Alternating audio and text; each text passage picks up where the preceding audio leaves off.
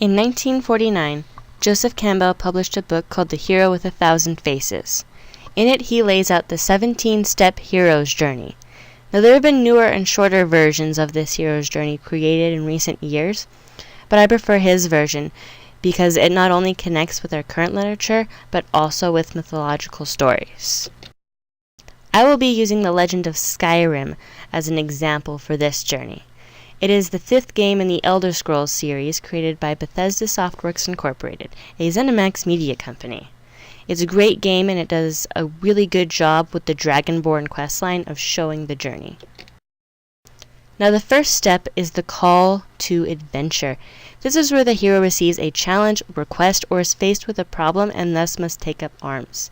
In Skyrim, the hero has defeated their first dragon and absorbed the soul. They are called forth by a mysterious group called the Greybeards, which becomes their mentor.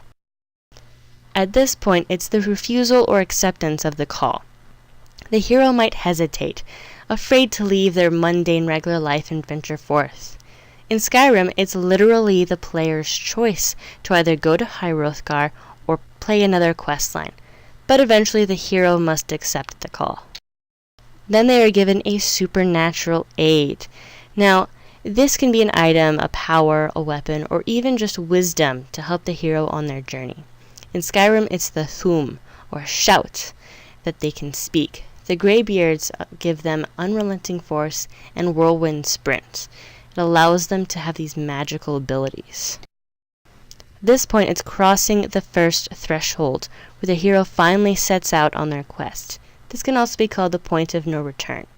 In Skyrim, it's the quest Horn of Jurgen Windcaller. However, when they get there, the horn is gone, taken by a woman named Delphine, who you must help to continue on the quest.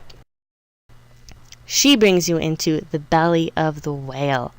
Now, this is the first zone of danger in the hero's quest. In Skyrim, you're taken to Kynesgrove, where you must fight the dragon Solok Njur with the help of Delphine to prove that you are truly the Dragonborn. Then we come to the Road of Trials. Now, this can be many different tests that the hero must go through that eventually leads them to the final battle. In Skyrim, those 3 quests are Diplomatic Immunity, A Cornered Rat, and Alduin's Wall, where throughout these, the hero learns of how to find and defeat Alduin.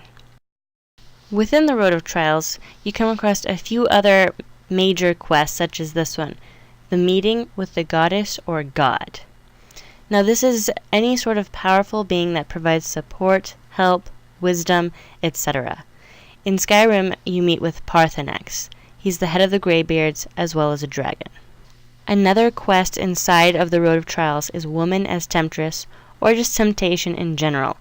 At this point, the hero is tempted by temporary relief that could potentially cause them to fail the quest.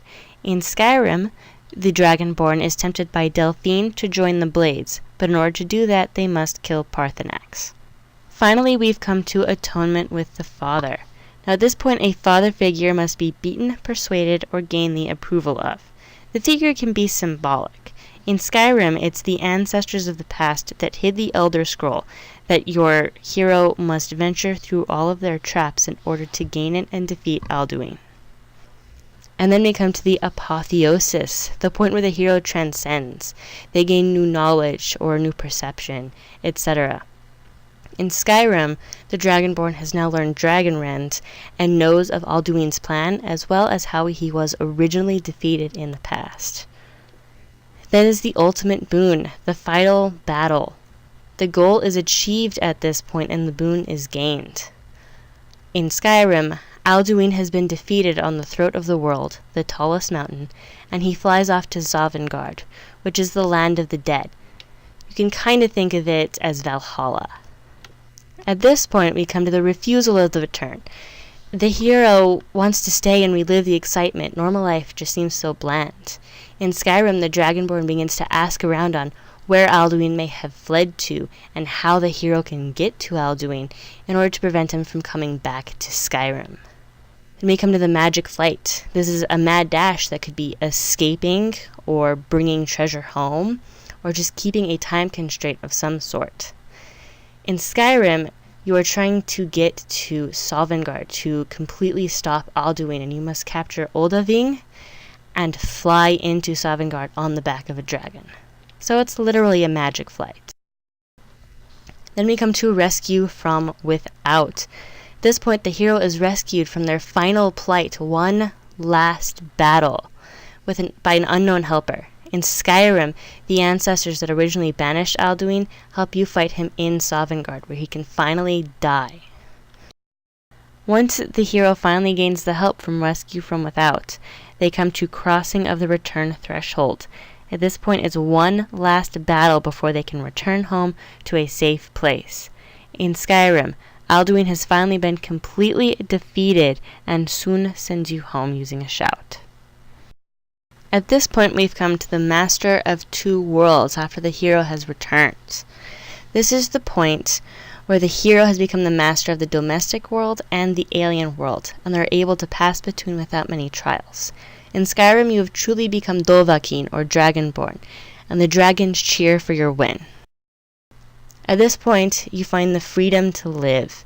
The hero may choose to live however they want, any path. They can continue adventuring, they can go home, get married, and have kids. In Skyrim, this means that the player chooses. The player has the freedom to do any quest at this point. So that is the 17-Step Hero's Journey by Joseph Campbell. What makes Skyrim such a great example is that it brings in the Norse mythology, which is something that Campbell was using to create the hero's journey to show the world that it exists. And not only that, but in Skyrim, it's basically player as hero, so it's your journey.